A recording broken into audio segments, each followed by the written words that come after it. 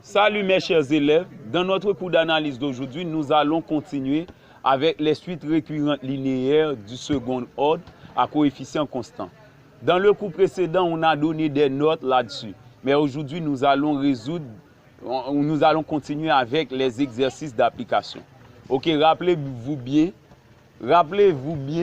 que lorsque on a une suite récurrente linéaire du second ordre à coefficient constant, la forme générale c'est U de n plus k. U de n plus k est égal à A. U de n plus k moins 1 plus B. U de n plus k moins 2. Ok, telle est la forme générale. U de n plus k est égal à A. U de n plus k moins 1 plus B. U de n plus k moins 2. Ok, c'est la forme générale. Ok, la forme générale d'une suite récurrente linéaire du second ordre à coefficient constant. Ok, maintenant voici l'exercice d'application. Soit E l'ensemble des suites numériques réelles U de n qui satisfont à la relation de récurrence. C'est E, U de n est égal à 5UN moins 1 moins 6UN moins 2. Premièrement, la première partie, A, 1A, démontrer que E est un espace vectoriel sur R. B, démontrer qu'une suite de E est déterminée par la donnée de ses premiers termes U0 et U1. En déduire la dimension de E. Deuxième partie, petit a, démontrer que E contient deux suites géométriques linéairement indépendantes. B, calculer le terme général UN de la suite de l'ensemble E dont les deux premiers termes sont U0 égale à U1 égale à 1. Maintenant, nous allons passer à la résolution de l'exercice. Ok, donc nous prenons l'ensemble E, c'est U de n égale à 5UN moins 1 moins 6UN moins 2. La première partie de l'exo contient deux volets. La partie A, c'est de démontrer que E est un espace vectoriel sur R. Donc pour ce faire, on va prouver que E est un sous-espace vectoriel. Nous avons appris dans les classes précédentes, lorsqu'on a un sous-espace vectoriel, il faut que si on dit qu'une partie est un sous-espace vectoriel d'un ensemble quelconque, eh bien, il faut prouver que cette partie est non vide, stable pour l'addition et stable pour la multiplication. Eh bien, voilà, d'abord, nous commençons avec E est non vide. Dire que E est non vide, il faut prouver que la suite nulle appartient à E. Eh bien, on pose le cas où UN-1, UN-2 prennent la valeur L. Ok? Eh bien, maintenant, nous remplaçons L dans l'équation E. Eh bien, ça nous donne L à la place de UN égale à 5L à la place de UN-1 moins 6L. Ok? Je remplace UN-2 par L, ainsi que UN-1 et UN. Donc, on a L égale à 5L moins 6L. Que donne 5L moins 6L? C'est moins L. On a L égale à moins L. En transposant, on a L plus L égale à 0. L plus L donne 2L. Donc, 2L donne 0. Donc, L donne 0 sur 2. Que donne 0 sur 2? C'est 0. Ok, donc, puisque L donne 0, eh bien, on va avoir un cas où UN, UN-1, UN-2 prennent la valeur 0. Ok? Eh bien, maintenant, c'est pourquoi je déduis que si L égale à 0, alors la suite nulle appartient à E. Donc, E est non vide.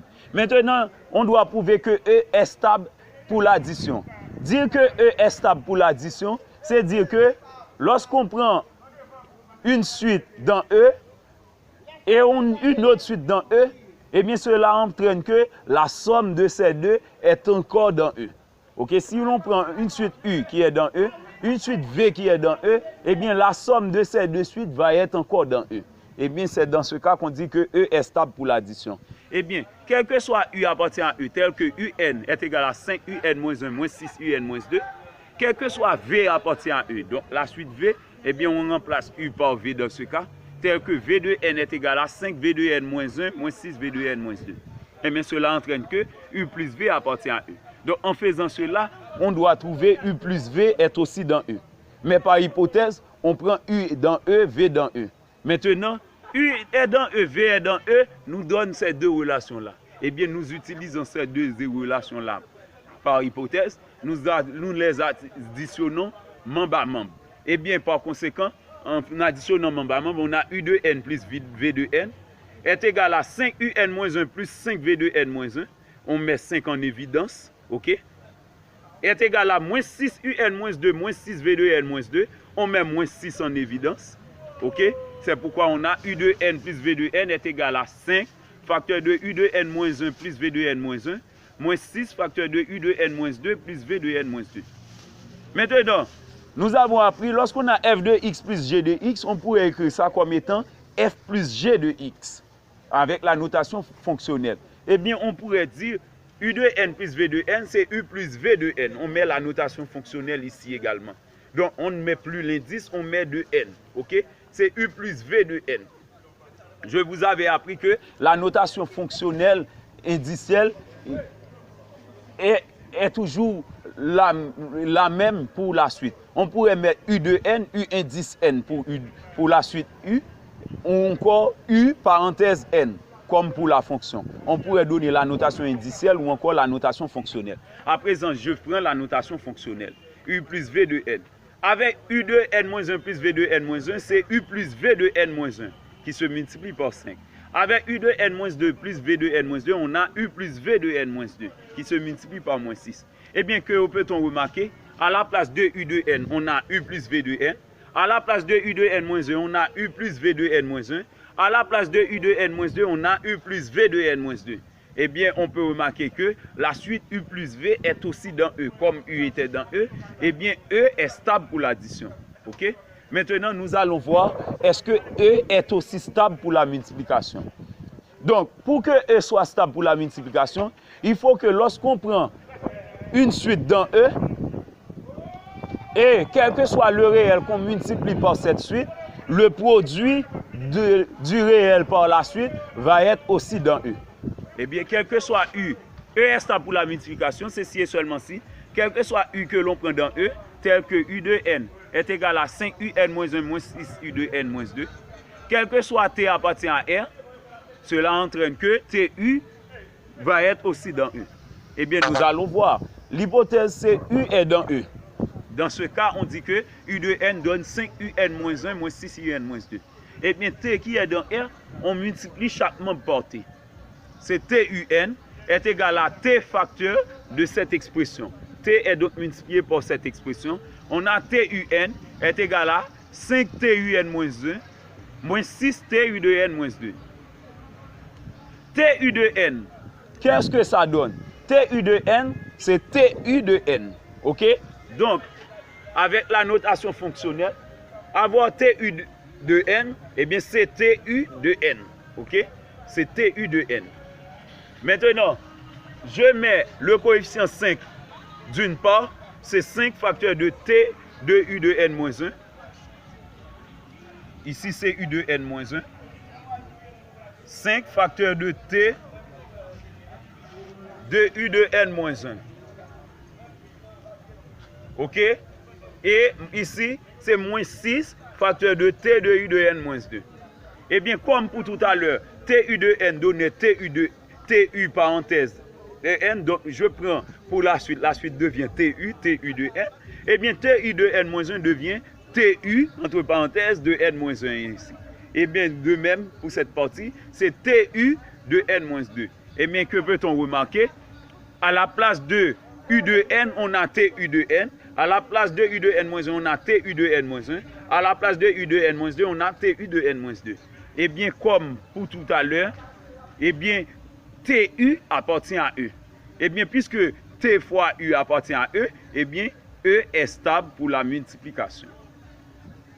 Maintenant, puisque E est stable, est à la fois non vide, stable pour l'addition, stable pour la multiplication, eh bien, on peut en déduire que E est un sous-espace vectoriel. OK? Eh bien, en conclusion, E étant à la fois non vide, stable pour l'addition et stable pour la multiplication, alors E est un espace vectoriel. OK? On prouve que E, l'ensemble E des suites, on prouve que ça est non vide, stable pour l'addition et stable pour la multiplication. Eh bien, puisque E est à la fois non vide, stable pour l'addition, stable pour la multiplication, alors E est un aire espace vectoriel. Ou encore un espace vectoriel réel. Maintenant, la partie 1B concernait, on a demandé de démontrer qu'une suite de E est déterminée par la donnée de ces premiers termes U0 et U1. Après quoi, d'en déduire la dimension de E. Et bien voilà, nous utilisons la relation de récurrence initiale. C'est U de n égale à 5UN-1 moins 6UN-2. Eh bien, suivant cette relation de récurrence, eh bien, n ne peut prendre ni la valeur 0 ni la valeur 1 ici. Parce qu'avec 0, on va avoir U de moins 1 qui n'existe pas, U de moins 2 qui n'existe pas.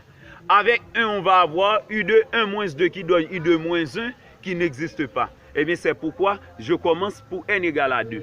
Pour n égale à 2, on a U de 2 est égal à 5 U de 1 moins 6 U de 0. OK? Avec n égale à 2, on a 5 U de 1 moins 6 U0. Maintenant, pour n égale à 3. Pour n égale à 3, on remplace. OK, donc vous voyez, pour n égale à 2, on a U de 2 en fonction de U1 et U0. Mais on ne peut pas dire que la suite UN peut être donnée en fonction de U1 et U0 avec un seul terme. OK? Une suite n'est pas un terme. Une suite, c'est un ensemble de termes. OK? Donc, c'est le terme général qu'on doit prouver qui peut s'écrire en fonction de U0 et U1. C'est le terme général U de n. Eh bien, je suppose que c'est vrai. Donc, je montre que c'est vrai pour n égale à 2. Maintenant, je prends pour n égale à 3. Pour n égale à 3, on va avoir, c'est 5 U de 3 moins 1 qui donne 5 U de 2, moins 6 U de 3 moins 2 qui donne moins 6 U de 1. Eh bien, pour n égale à 3, on va avoir 5 U de 2 moins 6 U de 1. OK? Eh bien, 5 U de 2 moins 6 U de 1. OK? Pour n égale à 3. Mais puisque on n'a pas U0 et U1 ici, mais on avait une relation de U de 2 en fonction de U1 et U0. Eh bien, on remplace U de 2 par cette valeur. C'est pourquoi on a U de 3 est égal à 5 facteur de la valeur de U de 2, qui est 5 U1 moins 6 U0. U de 3, c'est 5 facteur de 5 U1 moins 6 U0 et ajouter de moins 6 U1 qui était à côté de 5 U2. OK? Maintenant, on fait la réduction. 5 par 5, ça donne 25. 5 par 5 U1, ça donne 25 U1.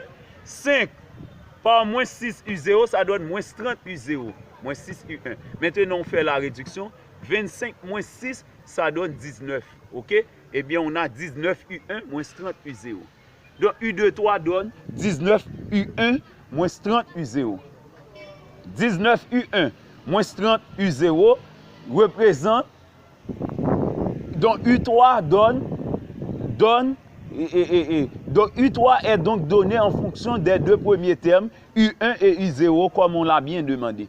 Mais est-ce qu'on peut dire que tous les termes UN sont peut-être donnés, tous les termes UN peuvent être donnés en fonction de U1 et U0? Donc, on ne peut pas dire ça d'ores et déjà. Eh bien, puisque UN était donné en fonction de U de n-1 et U de n-2, eh bien, nous allons supposer que ça. Donc, à chaque fois qu'on calcule. Donc, avec U4, on va trouver U4 en fonction de U3 et U2. Eh bien, nous allons prendre le soin de remplacer U3 par sa valeur, U2 par sa valeur, donc pour donner ça en fonction de U1 et U0. Avec U5, on va trouver U5 en fonction de U4 et U3. Eh bien, on prendra soin de faire la même chose, de remplacer U4 par sa valeur, U3 par sa valeur. C'est de suite ensuite qu'on va pouvoir faire ça. Eh bien, on va supposer qu'on peut arriver jusqu'à UN-2. OK? Au rang N-2. Au rang N-2, supposons qu'au rang N-2, on va avoir U de N-1 en fonction de U0 et U1. Et au rang N-1, on va avoir U de N-1 en fonction de U0 et U1. Supposons que UN-2 et UN-1 s'écrivent en fonction de U0 et U1. Eh bien, UN-2 donne X U0 plus Y U1. OK? Puisque U de N-2 s'écrit en fonction de U0 et U1. Puisque U de N-1 s'écrit en fonction de U0 et U1, eh bien, je prends un autre cas. Je prends X' U0 plus Y' U1 pour U de N-1. Eh bien, maintenant, nous allons prouver que U de N va être, et nous allons prouver que, ou montrer que U de N va pouvoir s'écrire en fonction de U0 et U1 effectivement, avec ces deux hypothèses. Eh bien voilà, montrons que c'est vrai à l'ordre N. C'est-à-dire, il faut montrer que UN peut s'écrire en fonction de U0 et U1. Eh bien, nous prenons le soin. UN, c'était 5UN-1 moins 6UN-2. Eh bien, nous remplaçons UN-1 par sa valeur, qui est X' U0 plus Y' U1. Ok, c'est 5U de N-1, moins 6U de N-2. U de N-2, c'est X U0 plus Y U1. Maintenant, nous chassons les parenthèses. U de N, c'est 5X' U0 plus 5Y' U1. Moins 6X U0, moins 6Y U1. Maintenant, nous regroupons les termes en U0. C'est 5X' moins 6X. 5X' moins 6X par U0. Terme en U0. Les termes en U0, c'est 5X' moins 6X. Eh bien, je prends les coefficients, c'est 5X' moins 6X. Et je mets U0 en évidence. OK? Maintenant, pour cette partie, les termes en U1, c'est 5Y', coefficient c'est 5Y' ici, et ici c'est moins 6Y. Eh bien, on a 5Y' moins 6Y. Ok, on a 5Y' moins 6Y, facteur de U1. Ok, maintenant, nous prenons le soin de poser 5X' moins 6X égale à A. 5Y' moins 6Y est égal à B.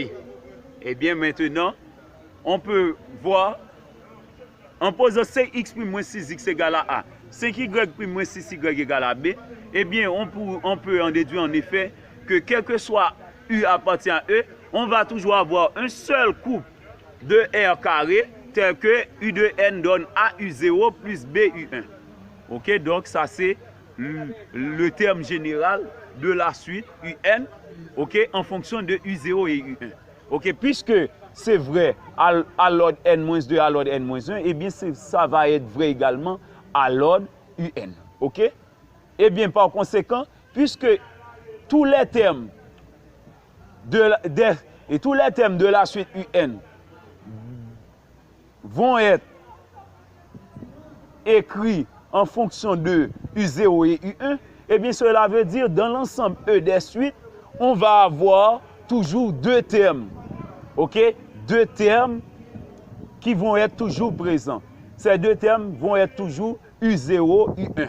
Eh bien, l'ensemble E peut être défini ainsi. C'est UN appartient à E tel que U de N est égal à AU0 plus BU1 où AB est un couple de R carré. Ok? C'est-à-dire A est dans R, B est dans R. Donc AB, c'est le produit cartésien de R par R. Ça nous donne R carré, R croix R. Donc AB est dans R croix R. Ou encore dans R carré. Et bien maintenant, on peut en déduire. On a demandé d'en déduire la dimension de E. Puisque tous les termes de E vont être écrits en fonction de U0 et U1, et bien dans l'ensemble E, il y a deux suites ou encore deux termes nécessaires, c'est U0 et U1. Ce sont ces deux termes-là. Ok, ce sont deux termes nécessaires. Ok, pour l'ensemble E. Eh bien, puisque dans l'ensemble E, on va toujours avoir tous les termes en fonction de U0 et U1, eh bien, dans l'ensemble E, on va avoir uniquement U0 et U1 comme deux termes initiaux. Ok? Eh bien, par conséquent, les deux termes initiaux nous permettent de dire la dimension de E, c'est la dimension de U0, U1. Ok? Dimension de U0, U1 qui donne 2. Ok? La dimension de U0, U1 qui donne 2. Ok? Donc, c'est la dimension de E. Ok? La dimension de E, puisque dans E, on va toujours avoir deux termes qui sont U0 et U1. Eh bien, la dimension de E, c'est la dimension de ces deux termes-là qui donne 2. Ok? Donc, c'est la conclusion pour la partie 1. Ok? C'était la partie 1B. Maintenant, pour la partie 2. La partie 2, dans la partie 2, on a demandé de prouver que E contient deux suites géométriques linéairement indépendantes. Ok, donc, lorsqu'on a de tels cas, il faut envisager l'équation caractéristique. Ok, donc, puisque le terme général de la suite UN était U2N égale à 5UN moins 1 moins 6UN moins 2. Ça, c'était la relation de récurrence. Eh bien, comme je vous l'ai appris, lorsque vous avez la relation de récurrence, le terme du premier membre doit être le terme qui suit le terme de coefficient A. Donc, quel est le terme qui vient juste après U2N-1? C'est UN. Eh bien, A, c'est 5. Et le terme U2N-1, c'est le terme qui suit U2N-2. Eh bien, B, c'est moins 6. Ok, donc on a U2N est égal à AUN-1 plus BUN-2.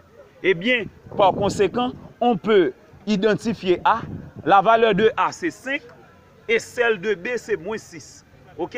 Donc, avec les valeurs de B, de A et B, on peut facilement donner l'équation caractéristique. Nous avons appris que l'équation caractéristique, c'est x carré égale à ax plus b.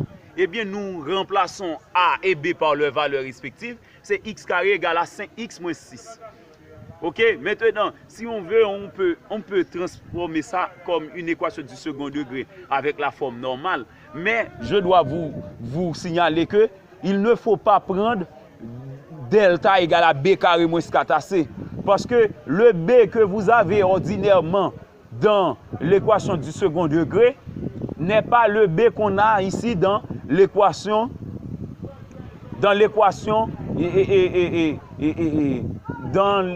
de la suite récurrente, ok? Dans l'équation caractéristique. Eh bien, donc puisque pour ne pas confondre ça, nous appliquons la formule qu'on donne dans la théorie. On a démontré ça. Delta, c'était A carré plus 4B. OK? Lorsqu'on a l'équation caractéristique où A et B sont tirés à partir de la relation de récurrence, eh bien, pour calculer le discriminant, c'est A carré plus 4B. La valeur de A, c'est 5 au carré plus 4 fois B, qui donne 4 par moins 6. 4 par moins 6 donne moins 24, et 5 au carré donne 25. Donc, delta donne 1. OK? Puisque delta donne 1, racine carrée de delta donne également 1. Donc, delta est strictement positif. Eh bien, les notes que nous avons étudiées dans le cours précédent nous permettent de dire que puisque delta est strictement positif, ou strictement supérieur à 0, eh bien, l'équation caractéristique admet deux racines réelles distinctes, R1 et R2. OK? Eh bien, ce sont ces deux racines qui vont nous permettre de trouver les deux suites décrivent les deux suites décrites, ok, les deux suites décrites dans les données de l'énoncé. On avait demandé de prouver que E contient deux suites géométriques linéairement indépendantes.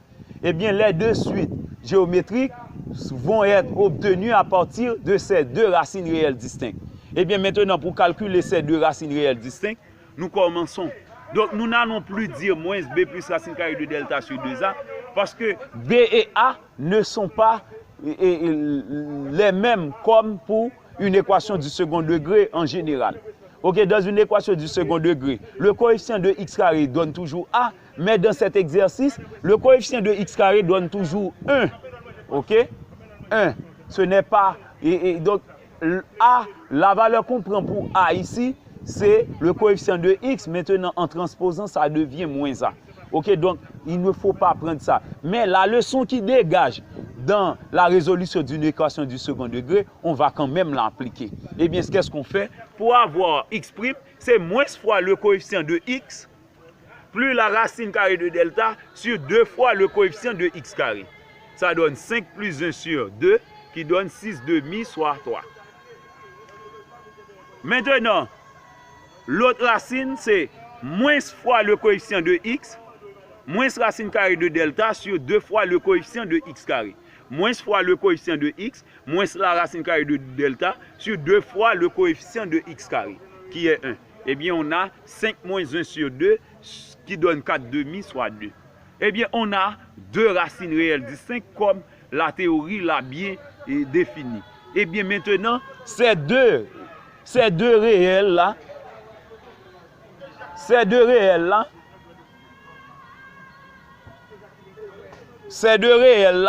sont les deux réels R1 et R2 et qu'on nous a donné dans les notes précédentes. Eh bien, nous pouvons dire, puisque dans les notes, le terme général, dans le terme général, on a toujours R1 exposant N, R2 exposant N, eh bien la suite, les deux suites géométriques dont on parle, c'est bien 3 exposant N et 2 exposant N. Eh bien, on prend le soin de prendre 3 exposant N, 2 exposant N. Puisque dans la formule, on va avoir R1 exposant N, R2 exposant N. Eh bien, en conclusion, E contient deux suites géométriques linéairement indépendantes. C'est 3 exposant N et 2 exposant N. On appelle 3 exposant N V2N et 2 exposant N WN. C'est V2N égale à 3 exposant N et WN égale à 2 exposant N. Maintenant, pour terminer avec l'exercice, on demande de calculer le terme général UN de la suite de l'ensemble 1, dont les deux premiers termes sont U0 et U1 qui donnent 1. OK? Le terme général de la suite UN avec U0 égale à U1 égale à 1. OK, donc on a déjà prévu ce cas. Lorsque l'équation caractéristique admet deux racines réelles distinctes, je reprends, lorsque l'équation caractéristique admet deux racines réelles distinctes, eh bien la formule générale donne, c'est U de N est égal à lambda par R1 exposant N plus mu par R2 exposant N.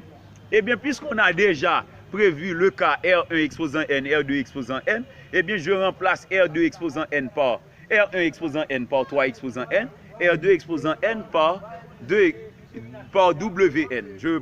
Je remplace R1 exposant N par V2N, R2 exposant N par WN. Ok, donc R1, R2. R1 c'est 3, R2 c'est 2. Donc on pourrait faire ça d'une autre façon également. On pourrait prendre R1 pour 2, R2 pour 3. Ok, donc que l'on prend R1 égale à 2, R2, donc l'autre n'a pas d'importance parce qu'on va avoir des sommes et des produits. Ok, donc on ne va pas avoir de différence, c'est des sommes et des produits. Eh bien, peu importe la façon dont on fait choix de R1 ou de R2, on va trouver le même terme général. Ok, c'est le même terme général qu'on va trouver. Donc l'ordre n'a pas d'importance dans ce cas. L'essentiel, on dit R1, l'une des racines, l'autre R2. Eh bien, à la place de R1 exposant N dans la formule, je mets lambda R1 exposant N ou lambda V2N plus mu R2 exposant N ou WN. R2 exposant N, c'est WN. Maintenant, je remplace V2N par sa valeur et WN par sa valeur. Donc, on a U de N est égal à lambda par 3 exposant N plus mu par 2 exposant N. Maintenant, qu'est-ce qu'on peut remarquer? On connaît UN, mais c'est en fonction de lambda et mu. On n'a pas encore le terme général. Mais nous allons, nous allons utiliser les informations sur la suite. U0 égale à U1 égale à 1. Avec ces deux informations-là, nous allons avoir deux équations avec deux inconnus, lambda et mu. Eh bien, d'une part, je calcule U0 et je remplace ça par 1, en remplaçant N par 0. D'autre part, je calcule U1, je pose ça égal à 1, en remplaçant N par 1. Eh bien, ici, je remplace N par 0, ici, je remplace N par 1. Je reprends, je calcule U0, je pose ça égal à 1 en remplaçant N par 0. Et ici, je calcule U1 et je pose ça égal à 1 en remplaçant N par 1. Eh bien, maintenant, 3 exposant 0, 2 exposant 0, ça donne 1. C'est une règle, tout nombre non nul, c'est un théorème. Tout nombre non nul exposant 0 est égal à l'unité. 3 exposant 0 donne 1, 2 exposant 0 donne 1. Eh bien, on a lambda par 1 plus mu par 1 égale à 1. 3 exposant 1 donne 3, 2 exposant 1 donne 2. Lambda par 3 plus mu par 2 est égal à 1. Lambda plus mu égale à 1. Lambda par 1 donne lambda, mu par 1 donne mu. Donc, lambda plus mu égale à 1. 3 lambda plus 2 mu égale à 1. OK?